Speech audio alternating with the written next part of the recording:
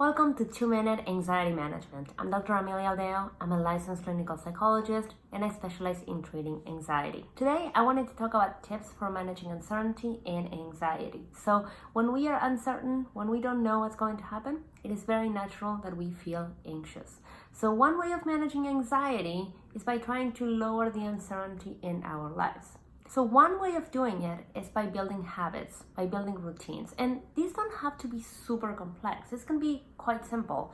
So for example, making a special breakfast every morning, or making yourself a cocktail, a different cocktail every day, or setting aside time for exercising or reading or catching up with friends. Really, it could be really simple things.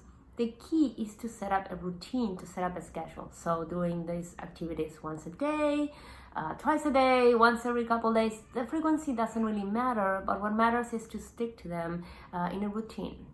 And the reason is because the more we build habits, the more we fall into a routine, the more predictable things become.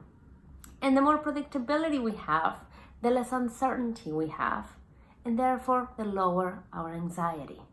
So by focusing on things in our environment that we can control, we can actually lower our anxiety. And there's another benefit of setting up routines and setting up habits. And when we engage in these tasks, right, whether again it's making a cocktail, a meal, calling a friend, whatever it is, they feel good. And we have a sense of accomplishment at the end. And that increases the amount of positive emotion that we have. And that's equally as important as trying to reduce the amount of negative emotion. Now, these days we've been focusing a lot and talking about lowering anxiety, and obviously that's very important. But it's also just as important to increase the amount of positive emotion that we experience so that we can find a better emotional balance. So see if you can develop some healthy, fun routines over the next few days, for the next few weeks. Again, they don't have to be super complex. They can be very simple things, maybe even things that you were already doing before we all went into social isolation.